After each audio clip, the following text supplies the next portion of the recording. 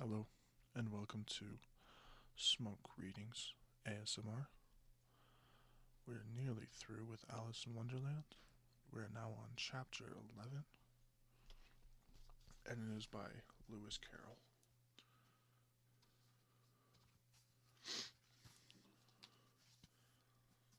This chapter is called Who Stole the Tarts?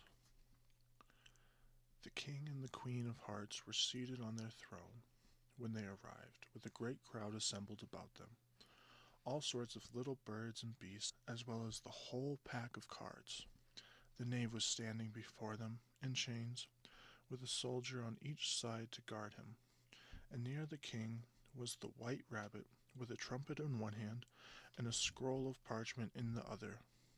In the very middle of the court was a table with a large dish of tarts upon it. They looked so good that it made Alice quite hungry to look at them. I wish they'd get the trial done, she thought, and hand round the refreshments, but there seemed to be no chance of this. So she began looking at everything about her to pass away the time. Alice had never been in a court of justice before, but she had read about them in books, and she was quite pleased to find that she knew the name of nearly everything there. That's the judge, she said to herself, because of his great wig. The judge, by the way, was the king, and as he wore his crown over the wig, look at the front this piece if you want to see how he did it. He did not look at all comfortable, and it was certainly not becoming. And that's the jury box, thought Alice. And those 12 creatures, she was obliged to say creatures, you see, because some of them were animals and some were birds. I suppose they are the jurors, she said, this last word 2 or 3 times over to herself, being rather proud of it, for she thought, and rightly too, that very few little girls of her age knew the meaning of it all. However, jurymen would have done just as well. The 12 jurors were all writing very busily on slates. What are they doing? Alice whispered to the Gryphon. They can't have anything to put down yet, before the trial's begun. They're putting down their names, the Gryphon whispered in reply, for fear they should forget them before the end of the trial. Stupid things, Alice began in a loud, indignant voice, but she stopped herself hastily, for the white rabbit cried out, "Silence in the court!" And the king put on his spectacles and looked anxiously round to make out who was talking. Alice could see, as well as if she were looking over their shoulders, that all the jurors were writing down stupid things on their slates, and she could even make out that one of them didn't know how to spell stupid, and that he had to ask his neighbor to tell him.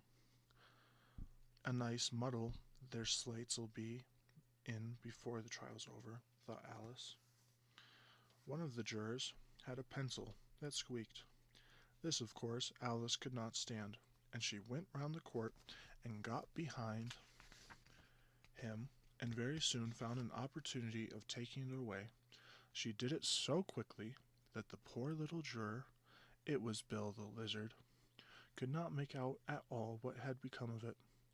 So after hunting all about for it, he was obliged to write with one finger for the rest of the day, and this was of very little use, as it left no mark on the slate. Harold read the accusation, said the king.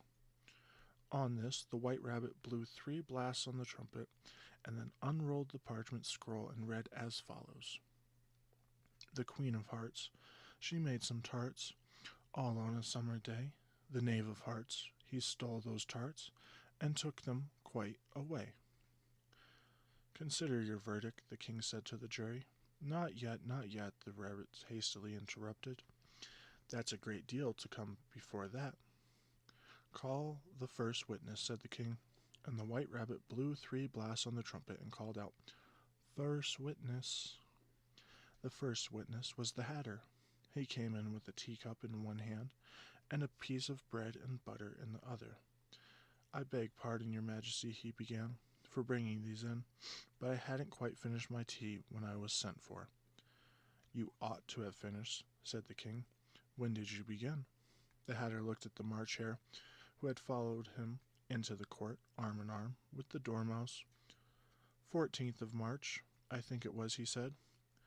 "15th," said the March Hare. "16th," said the Dormouse. "Write that down," the king said to the jury, and the jury eagerly wrote down all 3 dates on their slates and then added them up and reduced the answer to shillings and pence. "Take off your hat," the king said to the Hatter. "It isn't mine," said the Hatter. "Stolen," the king exclaimed, turning to the jury, who instantly made a memorandum of the fact. "I keep them to sell," the Hatter added as an explanation. "I've none of my own. I'm a Hatter." Here the queen put on her spectacles and began staring hard at the Hatter, who turned pale and fidgeted. "Give your evidence," said the king, "and don't be nervous, or I'll have you executed on the spot." This did not seem to encourage the witness at all. He kept shifting from one foot to the other, looking uneasily at the queen, and in his confusion he bit a large piece out of his teacup instead of the bread and butter.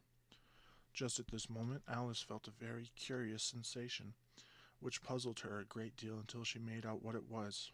She was beginning to grow larger and larger again, and she thought at first she would get up and leave the court, but on second thought she decided to remain where she was as long as there was room for her. "I wish you wouldn't squeeze so," said the Dormouse, who was sitting next to her. "I can hardly breathe." "I can't help it," said Alice very meekly. "I'm growing." "You've no right to grow here," said the Dormouse. "Don't talk nonsense," said Alice more boldly. "You know you're growing too." "Yes, but I grow at a reasonable pace," said the Dormouse, "not in that ridiculous fashion." And he got up very sulkily and crossed over to the other side of the court. All this time the queen had never left off staring at the Hatter, and just as the Dormouse crossed the court she said to one of the officers of the court, "Bring me the list of the singers in the last concert," on which the wretched Hatter trembled so that he shook both his shoes off. "Give your evidence," the king repeated angrily, "or I'll have you executed, whether you're nervous or not." "I'm a poor man, your majesty," the Hatter began in a trembling voice, "and I hadn't but just begun my tea, not above a week or so." And, with the bread and butter getting so thin, and the twinkling of the tea, "The twinkling of what?" said the king. "It began with the tea," the Hatter replied. "Of course twinkling begins with the tea," said the king sharply. "Do you take me for a dunce? Go on." "I'm a poor man," the Hatter went on, "and most things twinkled after that. Only the March Hare said—" "I didn't," the March Hare interrupted in a great hurry. "You did," said the Hatter. "I deny it," said the March Hare. "He denies it," said the king. "Leave out that part." "Well, at any rate," the Dormouse said. The Hatter went on, looking anxiously round to see if he would deny it too, but the Dormouse denied nothing, being fast asleep. "After that," continued the Hatter, "I cut some more bread and butter." "But what did the Dormouse say?" one of the jury asked. "That I can't remember," said the Hatter. "You must remember," remarked the king, "or I'll have you executed." The miserable Hatter dropped the teacup and bread and butter and went down on one knee. "I'm a poor man, your majesty," he began. "You're a very poor speaker," said the king. Here one of the guinea pigs cheered, and was immediately suppressed by the officers of the court.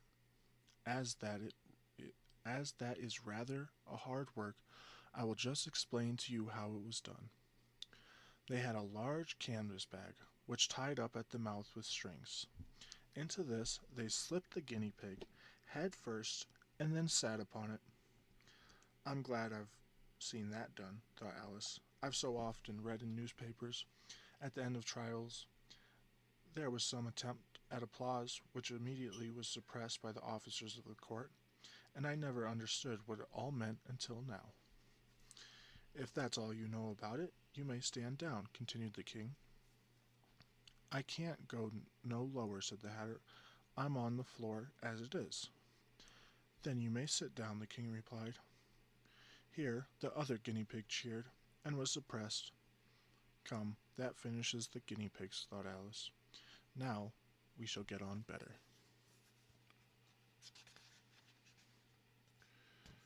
I'd rather finish my tea, said the Hatter, with an anxious look at the Queen, who was reading the list of singers. You may go, said the king, and the Hatter hurriedly left the court without even waiting to put his shoes on. And just to take his head off outside, the Queen added to one of the officers. But the Hatter was out of sight before the officer could get to the door. Call the next witness, said the king. The next witness was the Duchess cook.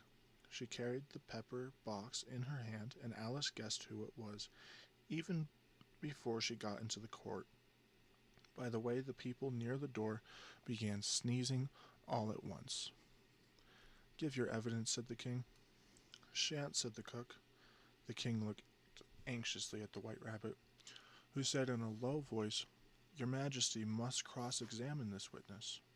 Well, if I must, I must, the king said, with a melancholy air.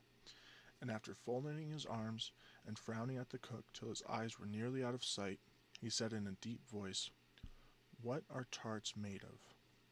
Pepper, mostly, said the cook. Treacle, said a sleepy voice behind her. Collar that dormouse, the Queen shrieked out. Behead that dormouse. Turn that dormouse out of the court. Suppress him, pinch him, off with his whiskers. For some minutes the whole court was in confusion, getting the dormouse turned out, and by the time they had settled down again, the cook had disappeared. Never mind, said the king, with an air of great relief. Call the next witness. And he added in an undertone to the Queen, Really, my dear, you must cross-examine the next witness. It quite makes my forehead ache. Alice watched the White Rabbit as he fumbled over the list, feeling very curious to see what the next witness would be like. For they haven't got much evidence yet, she said to herself. Imagine her surprise when the White Rabbit read out the name, Alice. And that is the end of chapter 11.